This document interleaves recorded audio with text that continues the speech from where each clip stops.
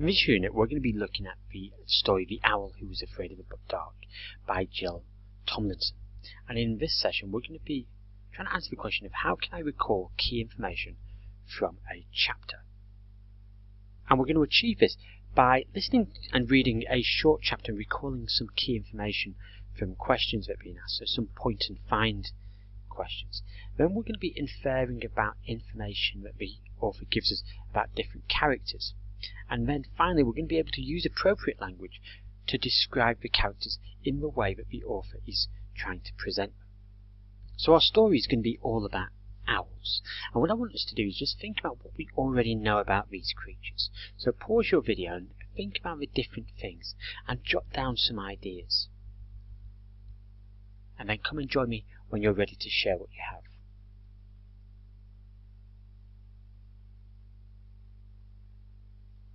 Now we're going to be reading a story about an owl who's afraid of the dark. Now think about what you already know about owls. Why do you think this might be a particularly big problem for our owl? So let's begin looking at our new book, The Owl Who Was Afraid of the Dark by Jill Tomlinson. Chapter 1. Dark is Exciting. Plop was a baby barn owl, and he lived with his mummy and daddy at the top of a very tall tree in a field. Plop was fat and fluffy. He had a beautiful heart-shaped ruff. He had enormous round eyes. He had very knackety knees. In fact, he was exactly the same as every baby barn owl that has ever been, except for one thing. Plop was afraid of the dark. You can't be afraid of the dark, said his mummy. Owls are never afraid of the dark. This one is, Plop said. But owls are night birds, she said. Plop looked down at his toes. I don't want to be a night bird, he mumbled. I want to be a day bird. You are what you are, said Mrs. Barn Owl firmly.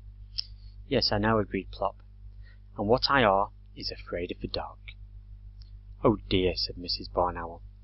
It was clear that she was going to need a lot of patience. She shut her eyes and tried to think how best she could help Plop not to be afraid. Plop waited. His mother opened her eyes again. Plop, you're only afraid of the dark because you don't know about it. What do you know about the dark? It's black, said Plop. Well, that's wrong for a start. It can be silver or blue or grey or lots of other colours, but almost never black. What else do you know about it? I don't like it, said Plop. I do not like it at all. That's not knowing something, said his mother. That's feeling something. I don't think you know anything about the dark at all. Dark is nasty, Plop said loudly. You don't know that. You've never had your beak outside the nest hole after dusk. I think you'd better go down into the world and find out a lot more about the dark before you make up your mind about it. Now, said Plop. Now, said his mother. Plop climbed out of the nest hole and wobbled along the branch outside. He peeped over the edge. The world seemed to be a very long way down. I'm not a very good lander, he said. I might spill myself. Your landing will improve with practice, said his mother. Look, there's a little boy down there on the edge of the wood collecting sticks. Go and talk to him about it. Now, said Plop. Now, said his mother. So Plop shut his eyes, took a deep breath, and fell off his branch. His small white wings carried him down, but as he said, he was not a good lander. He did 7 fast somersaults past the little boy. Ooh, cried the little boy, a giant Catherine wheel. Actually, said the Catherine wheel, picking himself up, I'm a barn owl. Oh yes, so you are, said the little boy with obvious disappointment.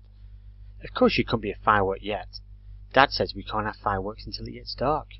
I wish it would hurry up and get dark soon. You want it to get dark, said Plop in amazement. Oh yes, said the little boy. Dark is exciting, and tonight is especially exciting because we're going to have fireworks. What are fireworks? Asked Plop.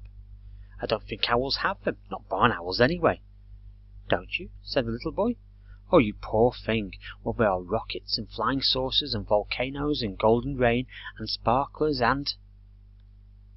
But what are they? Begged Plop. Do you eat them? No, laughed the little boy. Daddy sets fire to their tails and they whoosh into the air and fill the sky with coloured stars. Of the rockets, that is. I'm allowed to hold the sparklers. What about the volcanoes and the golden rain? What do they do? Are they sort of burst into showers of stars? The golden rain pours, well, like rain. Are the flying saucers? Oh, they're super. They whiz round your head and make a sort of a wee noise. I like them best. I think I'd like fireworks, said Plop. I'm sure you would, the little boy said. Look here, where do you live? Up in that tree in the top flat. There are squirrels further down. That big tree in the middle of the field? Well, you can watch our fireworks from there. That's our garden, the one with the swing. You look out as soon as it gets dark. Does it have to be dark? Asked Plop. Of course it does. You can't see fireworks unless it's dark. Well, I must go. These sticks are for the bonfire. Bonfire? Said Plop. What's that? You'll see if you look out tonight. Goodbye. Goodbye, said Plop, bobbing up and down in a funny little bow. He watched the boy run across the field, and then took a little run himself, spread his wings, and fluttered up to the landing branch. He slithered along it on his tummy, and dived head first into the nest hole. Well, said his mother, the little boy says dark is exciting. And what do you think, Plop? I still don't like it at all, said Plop, but I'm going to watch the fireworks, if you'll sit by me. I will sit by you, said his mother. So will I, said his father, who had just woken up. I like fireworks. So that is what they did. When it began to get dark, Plop waddled to the mouth of the nest hole and peered out cautiously. Come on, Plop, I think we're starting, called Mr. Barn Owl. He was already in position on a big branch at the very top of the tree. We shall see beautifully from here. Plop took 2 brave little steps out of the nest hole. I'm here, said his mother quietly. Come on. So together, wings almost touching, they flew up to join Mr. Barn Owl. They were just in time. There were flames leaping and crackling at the end of the little boy's garden. That must be the bonfire, squeaked Plop. Hardly had Plop got his wings tucked away when whoosh! Up went a rocket and spat out a shower of green stars. Ooh, said Plop, his eyes like saucers. A fountain of dancing stars sprang up from the ground, and another, and another. Ooh, said Plop again. You sound like a tawny owl, said his father. Goodness, what's that? Something was whizzing about, leaving bright trails of squiggles behind it, making a loud wee noise. Oh, that's a flying saucer, said Plop. Really, his father said. I've never seen one of those before. You seem to know all about it. What's that fizzy one that keeps jigging up and down? I expect that's my friend with a sparkler. Ooh, that's a me. I beg your pardon, said Plop's father. It's a Catherine wheel. The little boy thought I was a Catherine wheel when I landed. Oh, isn't it beautiful? And he thought I was one. Mr. Barn Owl watched the whirring, sparkling circles spinning round and round. That must have been quite a landing, he said. So let's have a look at what we know about our first chapter. Dark is exciting. I'm going to ask you a series of questions. You're going to decide whether you agree or disagree with the statement based on what we've read. And I want you to explain why you think this. So if you don't agree with it, explain what you think the answer would be. And if you do, use the text that's actually on the website and see whether you can identify the evidence that proves that it's correct. So for our first question, Plop lived at the bottom of a tall tree in a field. Is this true or false? So if we look back at the text to see whether this is correct, we can see that this is the section of the story we're looking at. Plop was a baby barn owl and he lived with his mummy and daddy at the top of a very tall tree in a field. And then we see again, I'm sure you would, said the little boy. Look here, where do you live? Up in that tree in the top flat. There are squirrels further down. So this helps us decide whether this is true or false. Plop lived at the bottom of a tall tree in a field. And we can see that this is false. It wasn't the bottom of the tall tree. It was the very top of the tall tree.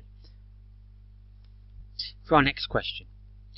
True or false? Plop was nervous about leaving his branch because he wasn't good at landing. So do you agree with this or not? Remember, if you agree with it, try and find the evidence to prove that you're right in the text. And if you disagree with it, explain why he's wrong. Explain what the correct answer would be. Again, referring back to the text. So pause the video and decide true or false. Plop was nervous about leaving his branch because he wasn't good at landing.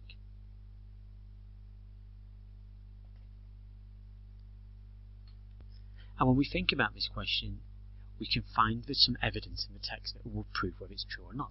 Plop was nervous about leaving his branch because he wasn't good at landing. Well, if we look at the text, Plop climbed out of the nest hole and wobbled along the branch outside. The world seemed to be a very long way down. I'm not a very good lander, he said. I might spill myself. So for this, the answer is true. Plop was nervous about leaving his branch because he wasn't very good at landing. What about this one? The little boy thought Plop was a rocket when he landed. True or false? Pause the video and have a little think, and remember, find the evidence to prove whether this is true or false. The little boy thought Plop was a rocket when he landed. Come and join me when you've got an answer.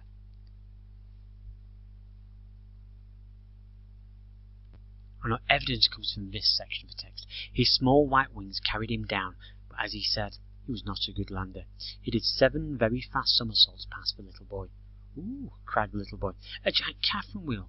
Actually, said the Catherine wheel, picking himself up. I'm a barn owl. So did the little boy think that Plop was a rocket when he landed? No, this is false. We can see from this extract that what he actually thought he was a Catherine wheel.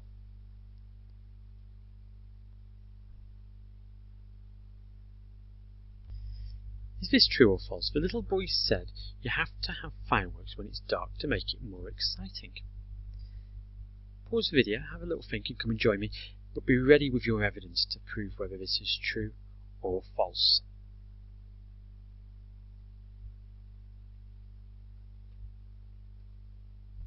And we can find this evidence from That's Our Garden, the one with the swing. You look out as soon as it gets dark. Does it have to be dark? Asked Plop. Of course it does. You can't see fireworks unless it's dark. Well, I must go. These sticks are for the bonfire. And we can see that this comment, the little boy said you have to have fireworks when it's dark to make it more exciting, is false. The real reason is because you need it to be dark so you can actually see the fireworks. So now we've proved that we know and understand this section of the book, the very first chapter, Dark is Exciting. Let's think about what we know about this character, this owl called Plop. And what I want you to do initially is to think of 3 facts about Plop that you found out in this chapter. And I want you to write those down. So pause the video, think about your 3 facts and get them written down, and come and join me when you're ready to move on.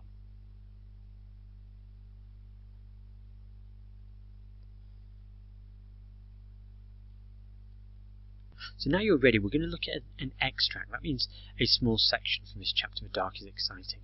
And we're going to be looking at this to find out a little bit more about Plop. So we're going to be looking for evidence that tells us about his personality. So we're going to read through this and we're going to try and pick out these facts. So Plop looked down at his toes. I don't want to be a night bird, he mumbled. I want to be a day bird. You are what you are, said Mrs. Barn Owl firmly. Yes, I know, agreed Plop. And what I are is afraid of the dark. Oh dear, said Mrs. Barn Owl. It was clear that she was going to need a lot of patience. She shut her eyes and tried to think how best she could help Plop not to be afraid. Plop waited. His mother opened her eyes again. Plop, you are only afraid of the dark because you don't know about it. What do you know about the dark? It's black, said Plop.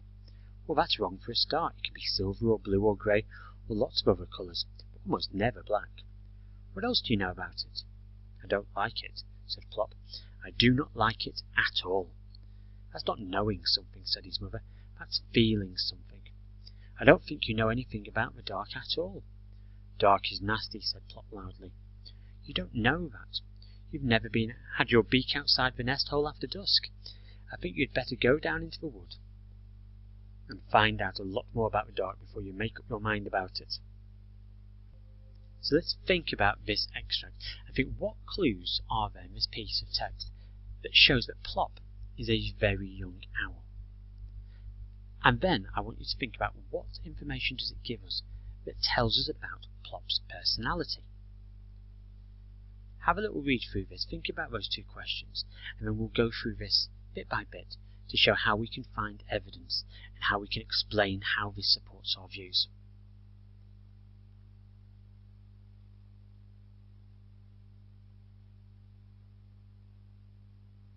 So let's have some look at how I would answer these questions.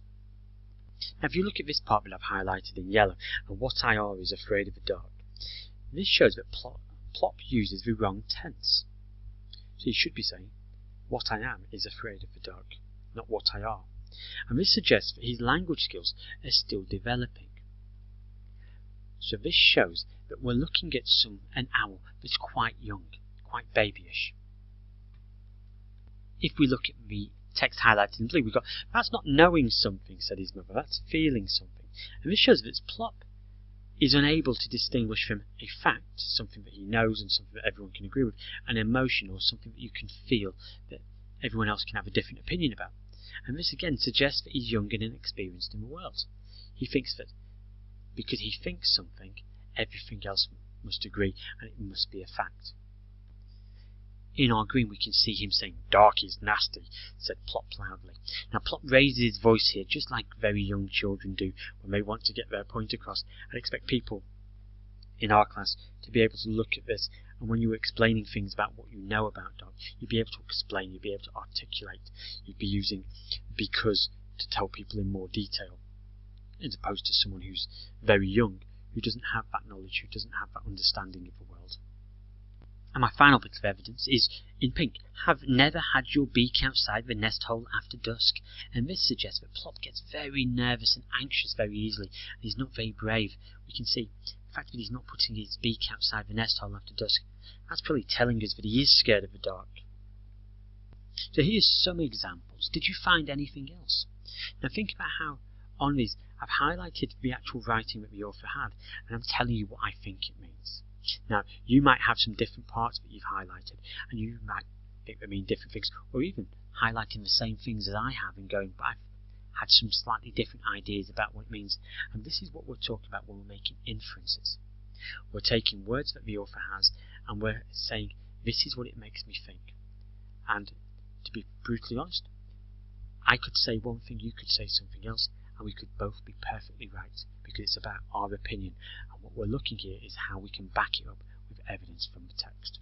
And now you're going to be ready to start with your independent work, where you're going to be thinking about describing what Plop is like using the word bank that you'll find attached with this worksheet, and then you're going to be answering these 3 questions for me, thinking about the evidence that backs you up. So why do you think Plop is afraid of the dark? What have we been told? Why does his mother think he's afraid of the dark? Is there anything in that text that gives us that idea? And why was the little boy Plop met excited about it getting dark? Think about the sentences that the writer says, and then remember to be explaining why it makes you think a certain thing. And just before you go off and answer those questions for me, just something to leave you with to come back for our next session. Here you can see 6 chapter headings, and these are the chapters that are in the rest of the book. And what I want you to think about is what do you think is going to happen in the rest of our story? And then thinking about these statements, do you agree with any of them? Why do you agree? Why do you disagree? So have a little think about that, and in our next session, once you've completed your independent activity, then we can start by having a quick look, a quick chat about what you think. So good luck with today's work, and I look forward to seeing your points of view.